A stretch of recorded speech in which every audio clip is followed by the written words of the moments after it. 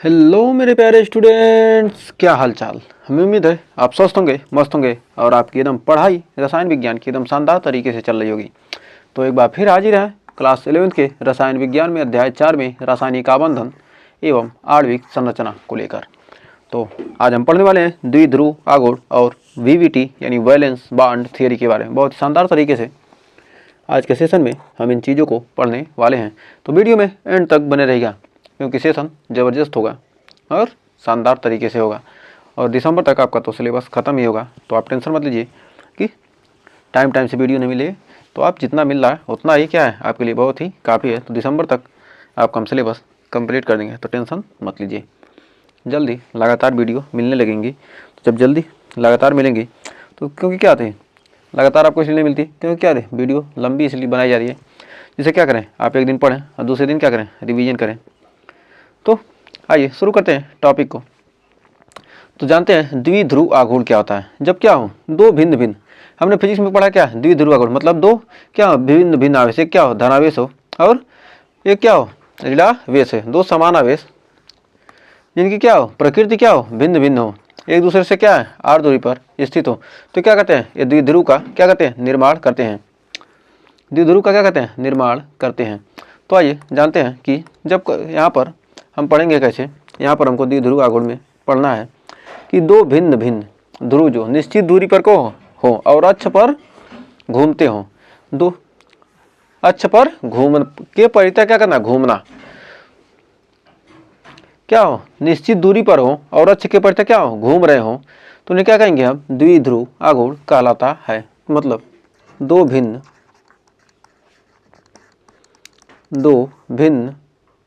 भिन्न दो भिन्न भिन्न ध्रुव जिसे हम क्या कहते हैं द्विध्रुव, उसी को हम क्या कहते हैं द्विध्रुव, उसी को हम क्या कहते हैं द्विध्रुव कहते हैं। भिन्न भिन्न ध्रुव निश्चित दूरी पर हो, कहाँ हो निश्चित दूरी पर हो, निश्चित दूरी पर हो। इसको इंग्लिश में हम क्या पढ़ते हैं, इस इंग्लिश में कहते हैं डाइपोल मोमेंट। द्विध्रुव आघूर्ण कहते हैं DIPO डाइपोल मोमेंट।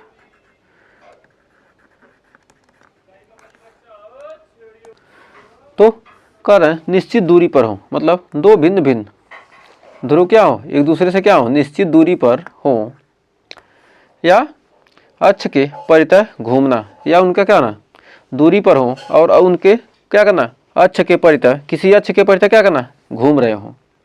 मतलब किसी अक्ष के परितः क्या करें निश्चित दूरी पर हो और किसी अक्ष के परितः क्या करें घूम रहे हो, दूरी पर हो और अक्ष के परितः घूमना।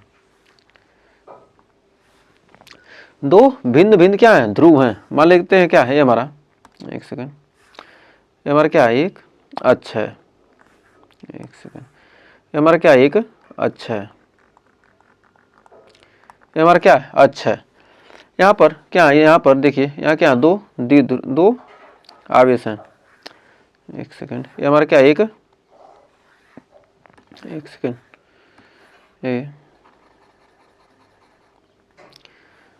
और ये यहाँ क्या निश्चित दूरी पर क्या है एक दूसरे से कितने दूरी पर है, ये हमारे एक दूसरे से क्या है D दूरी पर हो, और एक पर क्या धन आवेश है और एक पर क्या है ऋण आवेश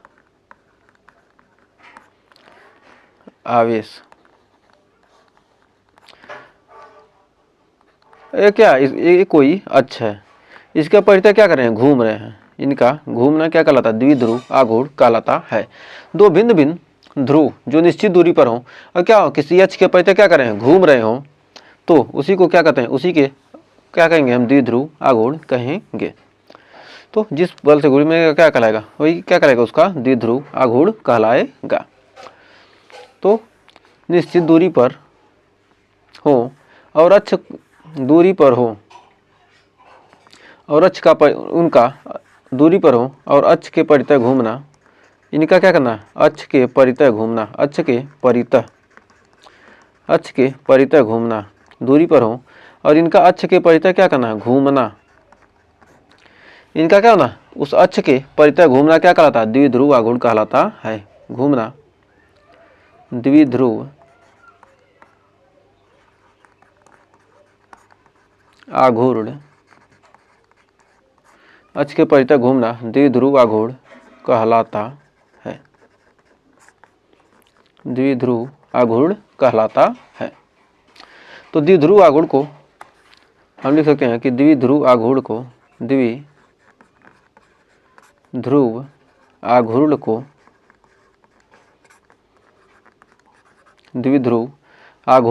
म्यू से ये म्यू नॉट यहाँ लिख रहे हैं।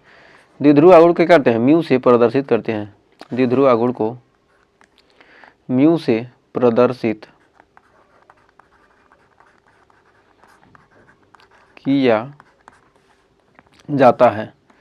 द्विध्रुव आघूर्ण को क्या? म्यू से प्रदर्शित किया जाता है।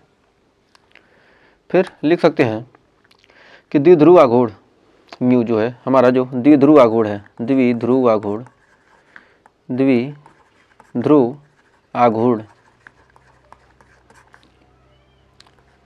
म्यू द्विध्रुव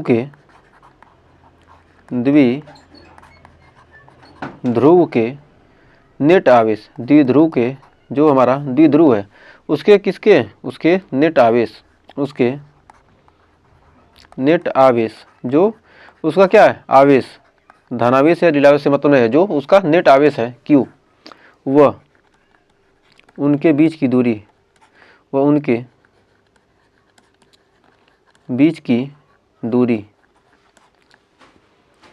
D के गुणनफल के बीच की दूरी के गुणनफल D के गुणनफल के बराबर होता है। गुणनफल के बराबर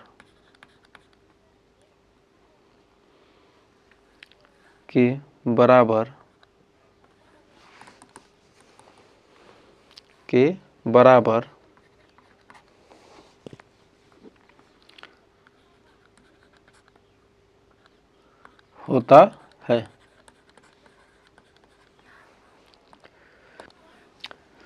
तो हम जानते हैं म्यू बराबर तो हम जानते हैं होता है, तो म्यू बराबर हो जाएगा म्यू बराबर Q इंटू डी, और इसका मात्रक क्या हो जाएगा? ESU centimetre. इसका मात्रक क्या था? ESU सेंटीमीटर होता है। तो हमें उम्मीद है यहाँ तक आपको कोई डाउट नहीं होगा। तो ये डी क्या है? इनके बीच की दूरी है। तो हम जानते हैं म्यू बराबर, तो यहाँ पर लिख सकते हैं म्यू बराबर होता है क्या? Q into D. म्यू बराबर Q इंटू डी। तो यहाँ पर मान लीजिए क्या है? एक ए है और ए बी, यहाँ पर पहला है और यहाँ पर क्या है? सिंगल बॉन्ड से जुड़ा है, और यहाँ पर क्या है? हमारा जो ए बी, ये क्या हुआ है? डबल बॉन्ड से जुड़ा है। तो ये हमारा दूसरा है। तो इस बार द्विध्रुव आघूर्ण किसका ज़्यादा होगा? तो द्विध्रुव आघूर्ण क्या होगा? किसका ज़्यादा होगा? द्विध्रुव आघूर्ण किसका ज़्यादा होगा? यदि क्या इसका द्विध्रुव आघूर्ण μ1 है और इसका क्या है? μ2 है। तो हम जानते हैं लंबाई, जो लंबाई d का जो हमारा क्रम होता है, यहाँ पर होता है सिंगल बॉन्ड का सबसे ज़्यादा, डबल बॉन्ड का उससे कम, और जो ट्रिपल बॉन्ड होता है सबसे कम होता है। तो यहाँ पर द्विध्रुव आघूर्ण सबसे ज़्यादा क्या होगा? μ1 का होगा। तो ये इनके बीच की क्या है? दूरी है, ये d है। सिंगल बॉन्ड की क्या होगी? डिस्टेंस कम होगी, और ट्रिपल बॉन्ड की और कम डिस्टेंस होगी। तो ये हमारा क्या है? लंबाई का क्रम है। सबसे कम लंबाई किसकी होती है? सबसे कम लंबाई ट्रिपल बॉन्ड की, उससे अधिक डबल बॉन्ड की, और सबसे लंबी क्या होती है? हमारी सिंगल बॉन्ड होती है। तो नोट में लिख सकते हैं, नोट नोट में हम लिखेंगे कि यदि कोई अणु द्विध्रुव आघूर्ण प्रदर्शित करता है तो उसमें आयनिक लक्षण प्रदर्शित होते हैं। मतलब क्या होगा, वह आयन की तरह उसका आयनिक लक्षण दिखेगा। यदि कोई, मतलब क्या होगा, वो धनावेश ऋणावेश बनाएगा। यदि कोई अणु द्विध्रुव आघूर्ण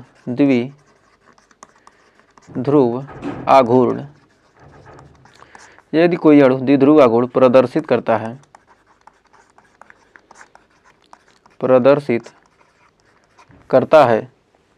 तो उसमें आयनिक लक्षण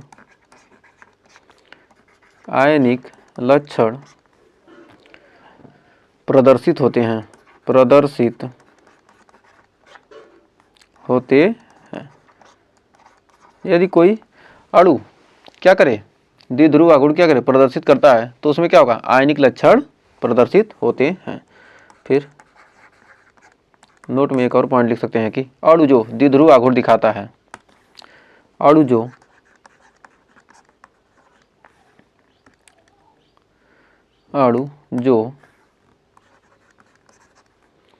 द्विध्रुव आघूर्ण दिखाता है, द्विध्रुव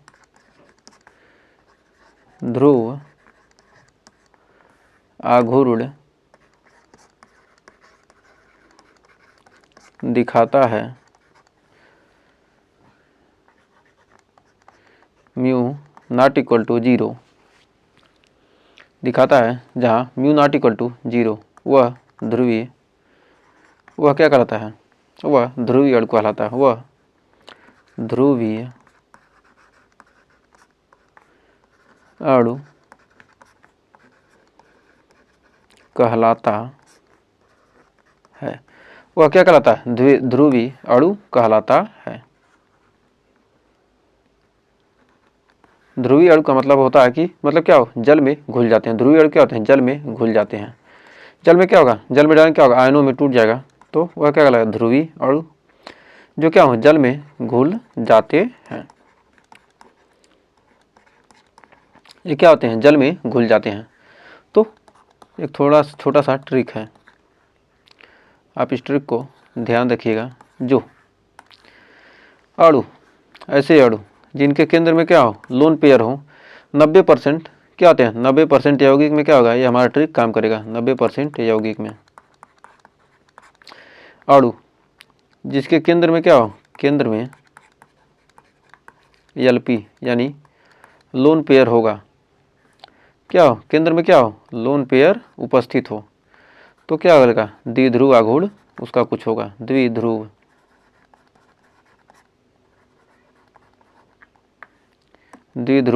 आघूर्ण क्या होगा, उसका होगा कुछ ना कुछ, क्या होगा, द्विध्रुव आघूर्ण होगा, मतलब क्या होगा, वह ध्रुवीय होगा। यदि अणु के केंद्र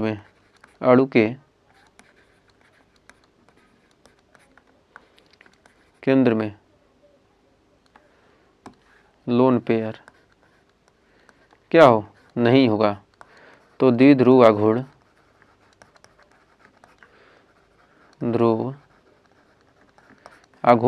नहीं होगा। तो यदि क्या है, लोन पेयर है तो द्विध्रुव आघूर्ण है, लोन पेयर नहीं है तो द्विध्रुव आघूर्ण नहीं होगा। तो ये हमारा क्या, एक छोटा सा ट्रिक था, तो इस ट्रिक का आप यूज कर सकते हैं। तो आइए बढ़ते हैं आगे। तो आगे एग्जाम्पल देखते हैं।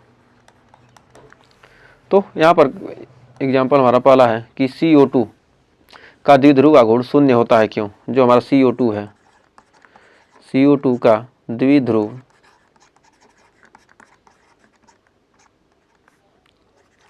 आघूर्ण शून्य होता है क्यों, शून्य होता है क्यों।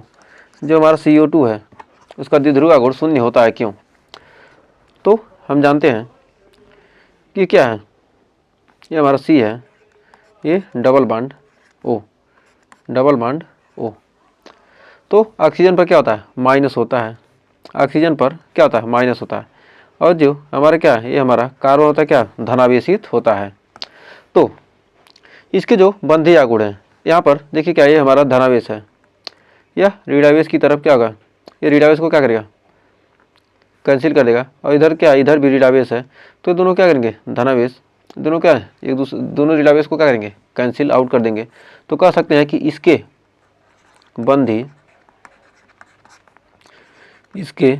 बंधीय इसका हल हो जाएगा, इसके बंधीय द्विध्रुव आघूर्ण एक दूसरे को क्या करते हैं, निरस्त करते हैं। जो बंध द्वारा क्या द्विध्रुव आघूर्ण बंधे हैं, क्या करते हैं, एक दूसरे को क्या करते हैं, निरस्त कर देते हैं। बंधीय आघूर्ण एक दूसरे को निरस्त कर देते हैं, आघूर्ण एक दूसरे को, इधर ऋणावेश, इस धनावेश से ऋणावेश कैंसिल हो गया, इससे ये कैंसिल हो गया। तो क्या कर सकते हैं, इसके जो बंध द्वारा जो क्या बन रहा है, आघूर्ण बन रहा है, एक दूसरे को क्या करते हैं, निरस्त कर देते हैं, निरस्त कर देते हैं, जिससे परिणामी द्विध्रुव आघूर्ण क्या होता है, शून्य रहता है, देते हैं, जिससे परिणामी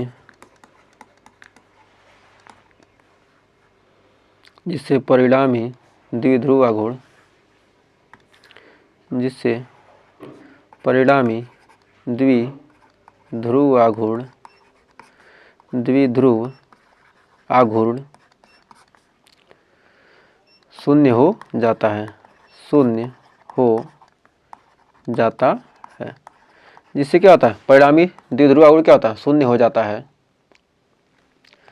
फिर आइए अगला उदाहरण देखते हैं, एक और एग्जाम्पल नंबर दूसरा। तो NH3 एक ध्रुवीय यौगिक है या अध्रुवीय यौगिक है। जो हमारा NH3 है, कह रहा है NH3 ध्रुवीय है कि अध्रुवीय है, NH3 इसका ये क्या कहते हैं, CO2 में, ऑक्सीजन में क्या होते हैं, बाह्यकोश में कितने इलेक्ट्रॉन होते हैं, कार्बन में कितने होते हैं, 2, 4 होते हैं, चारों बंद बना लिया, तो लोन पेयर है नहीं, तो ऐसे भी इसका द्विध्रुव आघूर्ण शून्य हो सकता है। तो NH3 एक ध्रुवीय यौगिक है या एक ध्रुवीय यौगिक है या अध्रुवीय, एक ध्रुवीय यौगिक है या एक ध्रुवीय यौगिक है या अध्रुवीय, यह ध्रुवीय यौगिक है या अध्रुवीय यौगिक या अध्रुवीय यौगिक है।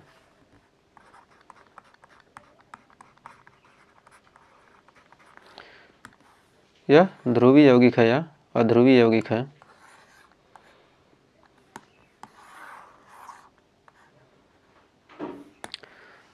तो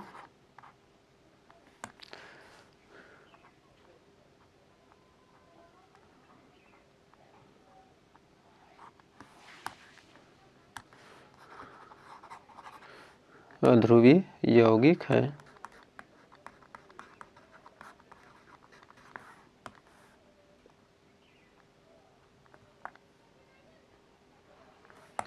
फिर तो यहाँ पर जो हमारा NH3 है, NH3 में देखिए ये हमारा क्या है, 3 हाइड्रोजन, नाइट्रोजन का परमाणु क्रमांक क्या होता है, 7 होता है, 7 में क्या हो गया, 2 और 2 5, तो बाह्यकोश में क्या, 3 तो क्या बना लिए, बॉन्ड बना लिए, लेकिन क्या हो जाएगा, 2 बच गए, तो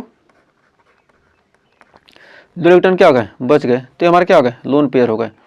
और ये क्या करेंगे, जो हाइड्रोजन क्या है, ये प्लस है, तो माइनस की तरफ क्या करेगा, यहाँ पर क्या करेंगे, ध्रुवित होंगे, तो क्या होगा, यहाँ पर इधर जोड़ लगाएंगे, अभी क्या करेगा, इसके वजह से क्या होगा, कुछ आघूर्ण उत्पन्न होगा, तो यह क्या हो जाएगा, और ये क्या करेगा, ये इसकी तरफ लगाएगा, तो क्या होगा, ये कैंसिल होंगे, कभी कैंसिल नहीं होंगे, इसकी तरफ लगा रहे हैं, और ये क्या रहा है, ऊपर की तरफ लगा रहा है, तो इस प्रकार क्या हो जाएगा, ये हमारा क्या ध्रुवीय अणु है, ध्रुवीय अणु है। यह क्या होगा, जल में घुलेगा कि नहीं घुलेगा, जब ध्रुवीय है तो यह जल में क्या होगा, घुलेगा। जब इसमें क्या लोन पेयर उपस्थित है तो हम सीधे कह सकते हैं कि क्या यह ध्रुवीय यौगिक है। फिर आगे बढ़ते हैं आगे, एक और एग्जाम्पल देखते हैं।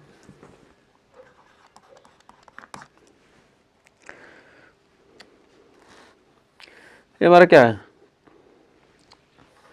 डाइक्लोरो बेंजीन है।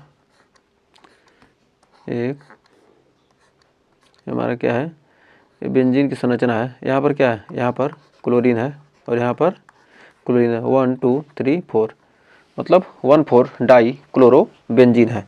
तो इसमें जो इस कार्बन की वजह से क्या होगा, इस पर बल इधर लगेगा और इस कार्बन की वजह से क्या होगा, इधर बल लगेगा, द्विध्रुव आघूर्ण लगेगा। और दोनों क्या करेंगे, एक दूसरे को क्या कर देंगे, कैंसिल आउट कर देंगे। एक क्लोरीन पे क्या होता है, माइनस होता है, तो दोनों क्या करेंगे, ये इस कार्बन की वजह से नीचे लेगा, इस कार्बन की वजह से ऊपर लेगा, दोनों एक दूसरे को क्या करेंगे, कैंसिल आउट कर देंगे। तो यहाँ पर म्यू का मान क्या हो जाएगा, 0 हो जाएगा। तो कह सकते हैं ये दोनों बंध द्विध्रुव आघूर्ण एक दूसरे को निरस्त करते हैं। ये दोनों बंध, इन दोनों बंध के द्वारा क्या जो द्विध्रुव आघूर्ण लगता है क्या एक दूसरे को निरस्त कर देते हैं। तो कह सकते हैं कि ये दोनों बंध द्विध्रुव आघूर्ण एक दूसरे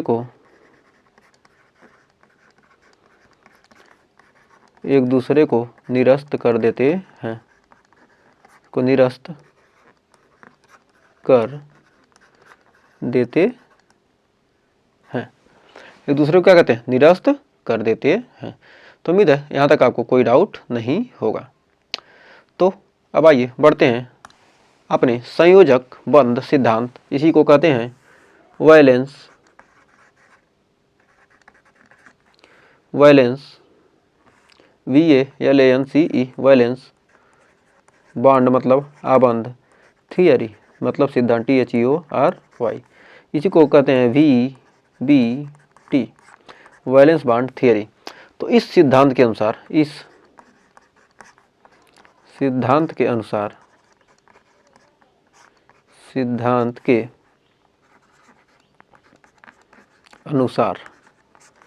जो हमारा वैलेंस बॉन्ड थियरी है, इस सिद्धांत के अनुसार जो हमारा सिद्धांत है वैलेंस बॉन्ड थियरी, इसके अनुसार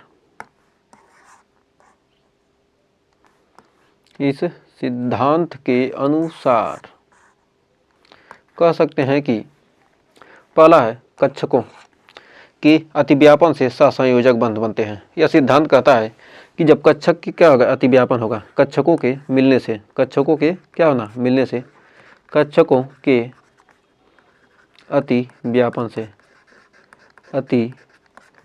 से सहसंयोजक बंध बनते हैं। जब कक्षकों का क्या होगा, अतिव्यापन होगा, तो क्या होंगे, सहसंयोजक बंध बनते हैं। सहसंयोजक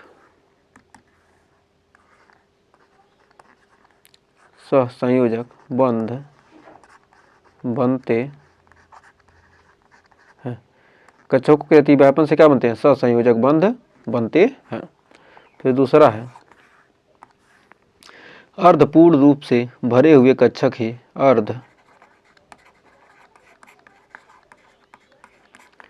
पूर्ण रूप से भरे हुए कक्षक, अर्धपूर्ण रूप से भरे हुए कक्षक ही आपस में मिलकर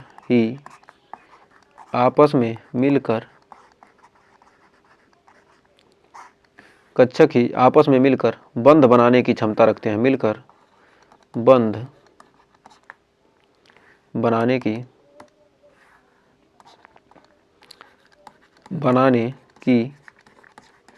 क्षमता रखते हैं। मतलब अर्धपूर्ण रूप से भरे हुए जो कक्षक होते हैं क्या होते हैं, आपस में मिलकर क्या करते हैं, बंध बनाने की क्या करते हैं, क्षमता रखते हैं। तो मान लीजिए क्या, एक कक्षक यहाँ पर है और एक कक्षक यहाँ पर है, तो कर अर्धपूर्ण रूप से भरे हुए, मान लीजिए क्या इसमें 1 इलेक्ट्रॉन है, इसमें क्या है 2 इलेक्ट्रॉन हैं। तो इसमें कौन वाला क्या होगा, किसमें कौन क्या होगा, हमारा संयोजक बंध सिद्धांत प्रदर्शित कर सकता है। तो अर्ध मतलब पूर्ण भरे हुए कक्षक आपस में मिलकर बंध बनाने की क्षमता रखते हैं। जो क्या होंगे, ये बंध बनाने की क्षमता रख सकता है नहीं। तो इसमें क्या है, युग्मित इलेक्ट्रॉन वाला कक्षक है। ये हमारा क्या, युग्मित इलेक्ट्रॉन वाला कक्षक, युग्मित इलेक्ट्रॉन वाला कक्षक। ये हमारा क्या है, अयुग्मित इलेक्ट्रॉन वाला कक्षक, अयुग्मित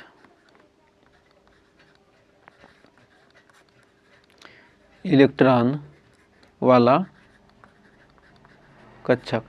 इसमें क्या है, अयुग्मित इलेक्ट्रॉन, इसमें क्या है, युग्मित इलेक्ट्रॉन। तो इनमें से कौन सा बंध बनाना चाहेगा, ये बंध बना लेगा नहीं, क्योंकि क्या है, जब भरा हुआ है, अब आपका पेट भरा हुआ है, मान क्या है, आपको पेट भरा हुआ है और कोई खाना देना चाहता है तो आप खा पाएंगे नहीं। इसका तो क्या है, पेट भरा नहीं है, इसका पेट क्या है, आधा है। तो ये इसे जहाँ मिलेगा, जहाँ देखेगा, वो क्या कर सकता है, सोचेगा कि मिल जाता तो खा लेते, मिल जाता तो खा लेते। तो वही हाल इसका है। तो कह रहा है क्या, यहाँ पर हमारा जो संयोजक आपन सिद्धांत कहता है क्या, कि अर्ध पूर्ण रूप से भरे हुए कक्षक ही आपस में मिलकर बंध बनाने की क्षमता रखते हैं। मतलब आधा अधूरा, जिसका पेट भरा होगा वही तो खाना खा सकता है। तो वही कहने का मतलब है, मतलब क्या, आधा अधूरा भरा हुआ कक्षक। तो आधा अधूरा भरा है मतलब एक, इसमें 2 इलेक्ट्रॉन चाहिए, एक कक्षक में कितने चाहिए, 2 इलेक्ट्रॉन चाहिए। यहाँ पर क्या, पूर्ण रूप से भरा। जब इसका पेट भरा है, पेट में जगह ही नहीं है, तो खाएगा कैसे, तो खाएगा नहीं। तो इसका तो पेट भरा नहीं है, थोड़ा सा भरा है, थोड़ा सा मिल गया, खा लिया। अब सोच रहा थोड़ा सा और मिल जाता तो क्या कहते, हम पेट भर लेते। लेकिन क्या होगा, इसका पेट भरा नहीं है, तो क्या करेगा, यह हमारा क्या बनाएगा, ये हमारा बना सकता है क्या, आपस में मिलकर बंध बना सकता है। तो इसमें अयुग्मित इलेक्ट्रॉन है, तो उम्मीद है यहाँ तक आपको कोई डाउट नहीं होगा। तो कक्षकों के अतिव्यापन से सहसंयोजक बंध बनते हैं। मतलब कक्षकों का पहला कार्य है, पहले पॉइंट में क्या, कक्षकों के मिलने से क्या बनेगा, सहसंयोजक बंध बनता है। तो कक्षकों के मिल अतिव्यापन मतलब कक्षकों के मिलने से क्या होता है, सहसंयोजक बंध बनता है। जब क्या होंगे, कक्षक मिलेंगे तभी तो सहसंयोजक बंध बनेगा। तो अब यहाँ पर थोड़ा अच्छे से हो गया, कक्षकों के मिलने से क्या होता है, सहसंयोजक बंध बनता है। जब कक्षक आपस में मिलेंगे तभी तो सहसंयोजक बंध बनेगा। तो हमें उम्मीद है यहाँ तक आपको कोई डाउट नहीं होगा और अच्छे से क्लियर हो गया होगा।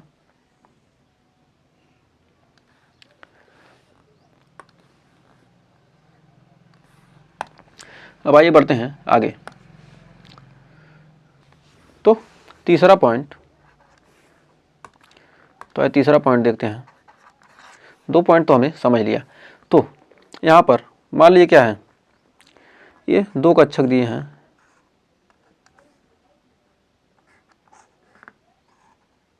दोनों की क्या है, ऊर्जा बराबर है।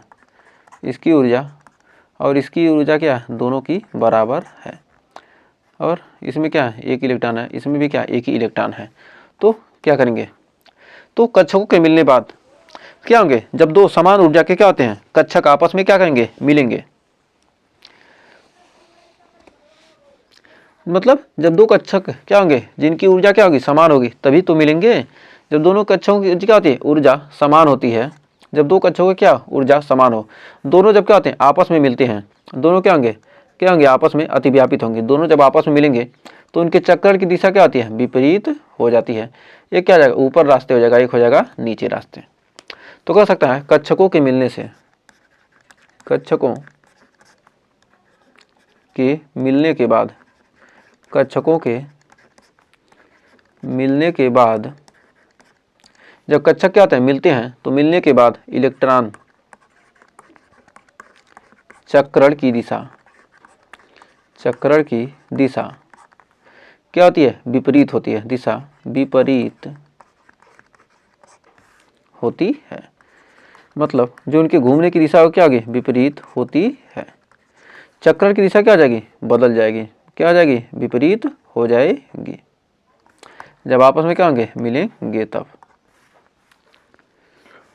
मिले जो तेरे नैना हमारे नैनों से।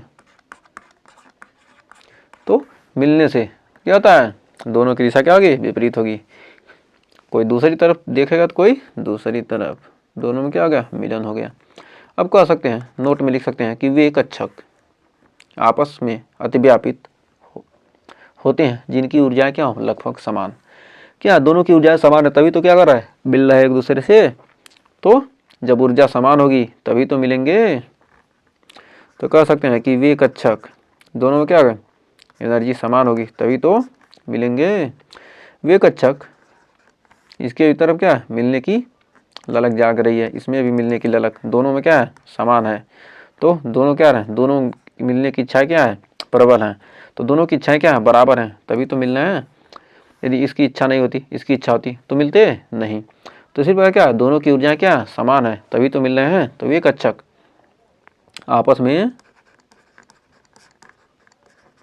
अति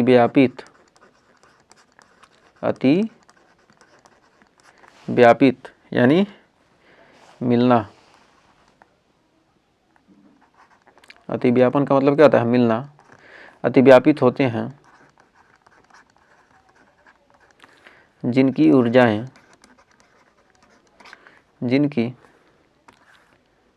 अतिव्यापित होते हैं जिनकी ऊर्जाएं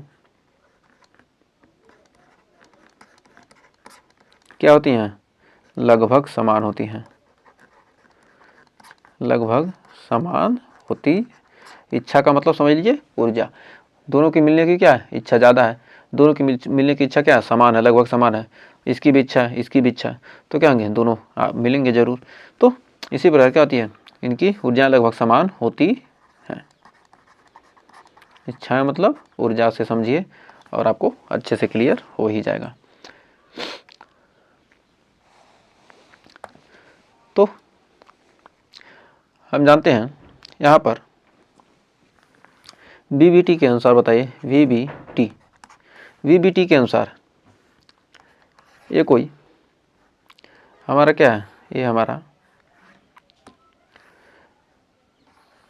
हमारे मोटू सेठ हैं। एक सेकेंड, थोड़ा सा ये यहाँ पर हमने कार्टून लगाया था, लेकिन क्या हो गया, वो उड़ गया। इसकी ये 2 आँखें हैं, मुंह है, नाक है, कान है, ये एक पगली है।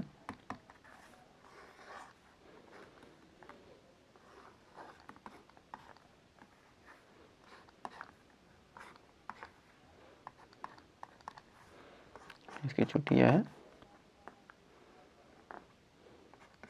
इसकी भी आँख है, नाक है, मुंह है, कान है 2। तो इसका क्या है, इसका देखिए, इसका पेट क्या है, इसका पेट क्या है, खाली है, लेकिन इसका पेट क्या है, इसका पेट भरा हुआ है। तो इसका पेट क्या है, इसका पेट खाली है, और क्या कर रहा है, यह हाथ में, इसको क्या है, ये हाथ में क्या है, पॉपकॉर्न लिया हुआ है, यह हाथ में लिया हो खाने वाला। और क्या कर रहा है, यह नली लगाकर क्या कर रहा है, यह नली लगाकर क्या कर रहा है, चूस रहा है। और इसका क्या है, ये पेट इसका भरा हुआ है, एकदम भरा हुआ है। तो ये हमारा क्या है, यश कच्छक है, इसको मान लेते हैं यश कच्छक। इसका पेट क्या है, खाली है, यानी इसके पास क्या है, एक ही इलेक्ट्रॉन है। और ये भी क्या हमारा यश कच्छक है, इसका पेट क्या है, भरा हुआ है। तो यह क्या, ये इसका जब पेट भरा है तो ये खाएगा कुछ, ये तो क्या है, पेट खाली है तो क्या, ये चाह रहा है खाना। लेकिन क्या है, इसका पेट, तो इसका पेट क्या है, भरा नहीं है। इसका पेट क्या है, इसका पेट भरा है, इसका पेट क्या है, खाली है। इसका पेट क्या है, खाली है, और इसका पेट क्या है, अभी भरना बाकी है। तो इसका पेट भर गया, इसका पेट खाली है, तो मतलब यह क्या है, हमारा पूर्ण भरा हुआ कच्छक है। ये हमारा क्या है, पूर्ण भरा हुआ कच्छक। इसे क्या कहेंगे, पूर्ण भरा हुआ कच्छक। पूर्ण भरा मतलब इसमें ये तो कुछ नहीं खा सकती, लेकिन क्या होगा, इसे तो खाना पड़ेगा। तो यह आधा इसका पेट भरा है, तो क्या होगा, सोचेगा ये हमारा, इसका पेट भर गया, अभी सोचा हमारा पेट भी भर जाए। तो कह सकते हैं कि जब इसका पेट नहीं भरा क्या होगा, यह खाना चाहेगा, मतलब क्या करेगा, अतिव्यापित होना चाहेगा। तो ये क्या है, इसे कहेंगे अर्धपूर्ण, मतलब आधा अधूरा क्या, इसका पेट भरा है, अर्धपूर्ण भरा हुआ कच्छक।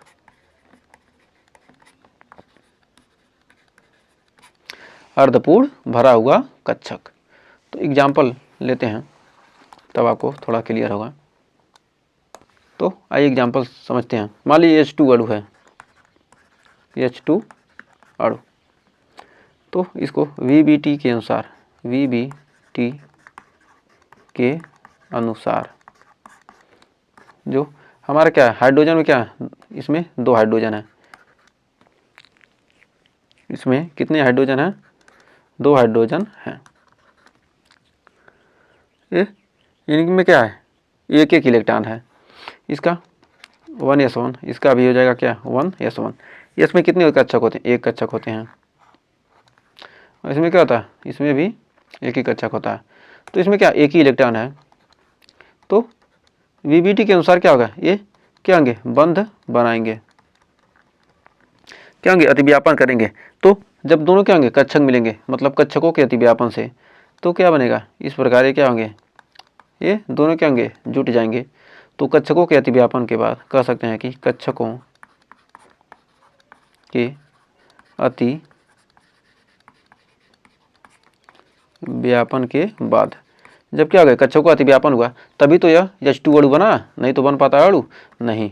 तो इस पर क्या गया, H सिंगल बॉन्ड H, इनके बीच क्या गया, सिंगल बॉन्ड बन गया। फिर अगला एग्जांपल देखते हैं। O2 अणु, O2 अणु बनेगा कि नहीं, इसको यह बनेगा कि नहीं।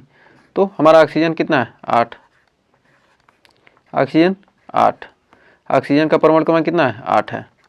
तो O2 अणु संभव है कि नहीं, इसको हम क्या कर सकते हैं, VBT के अनुसार चेक कर सकते हैं। तो इसका हम लिखेंगे क्या, 1s2, 2s2, 2p4, 1s2, 2s2, 2p4। तो ये हमारा क्या है, P है, लंबा एक उसमें क्या है, P, यस P, P में कितने होते हैं, 3, P में 3 कक्षक, इसमें भी क्या है, 3 कक्षक, इसमें भी 3 कक्षक। तो 3 कक्षक हैं, तो हमको क्या करना है, P4 बनाना है, इसमें भी P4 बनाना है। तो कितने इलेक्ट्रॉन होंगे, 4, 1 2 3, 1 4, इसमें 1 2 3 4। अब कितने कक्षक बने, इसमें 2 कक्षक, इसमें देखिए ये तो क्या है, 1 कक्षक भरा हुआ है और इसमें भी 1 कक्षक भरा है। तो ये क्या करेगा, इस कक्षक से बंद बनाएगा, इससे करेगा क्रिया और ये इससे करेगा।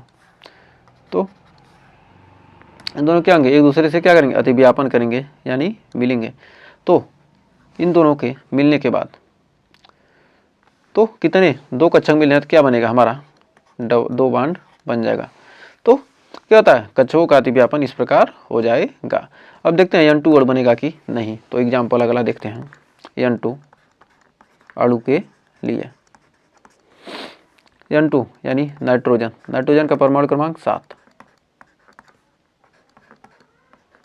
तो इसको लिखेंगे 1s2, 2s2, 2p3, 1s2, 2s2, 2p3।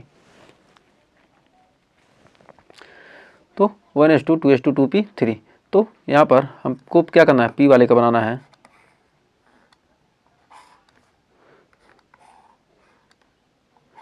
P वाले का बनाना है।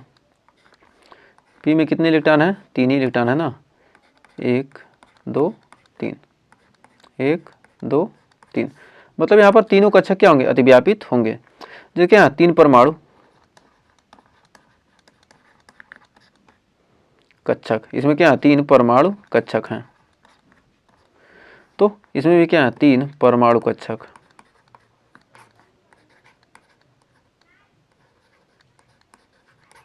तो ये क्या होंगे, इसमें तीनों अतिव्यापित होंगे, तो क्या बनाएगा हमारा N।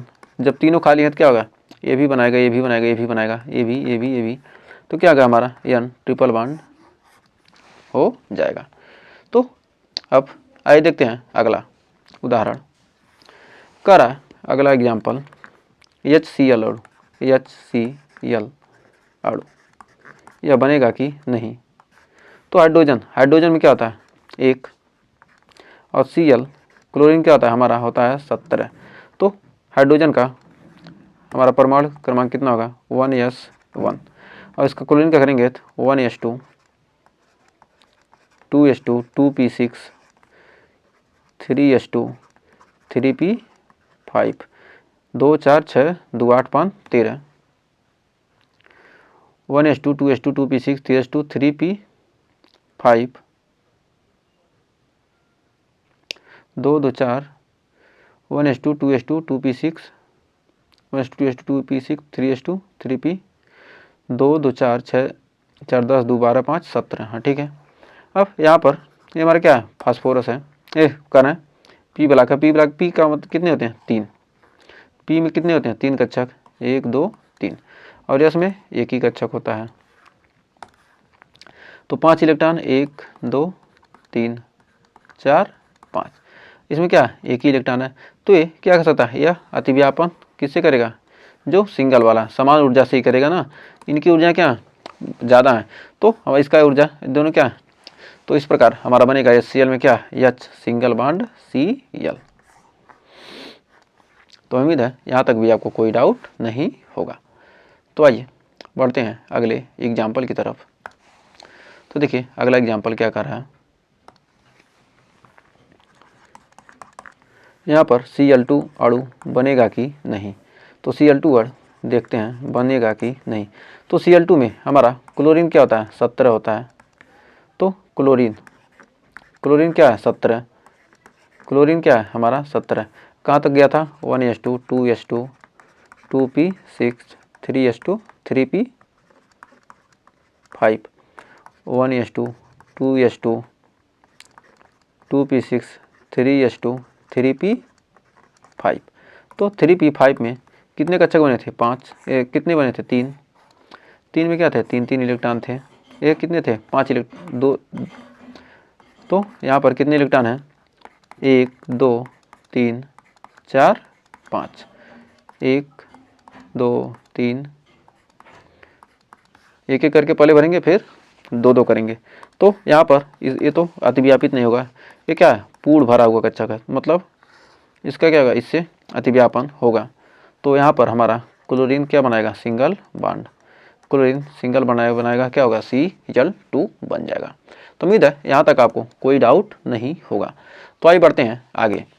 अब हम BBT यानी बैलेंस बॉन्ड थियरी के क्या करते हैं दोष को देख लेते हैं। तो आइए अब हम VBT के दोष के बारे में पढ़ेंगे।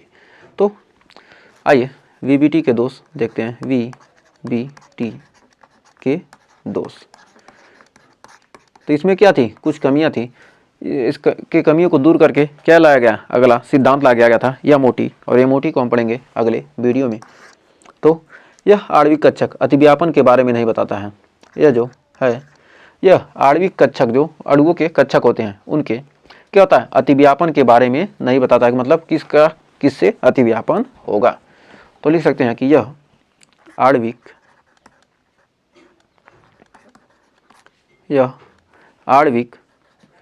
कक्षक के अतिव्यापन के बारे में नहीं बताता। फिर दूसरा है यह अणु के अस्थायित्व के बारे में नहीं बताता है। यह अणु के अस्थायित्व के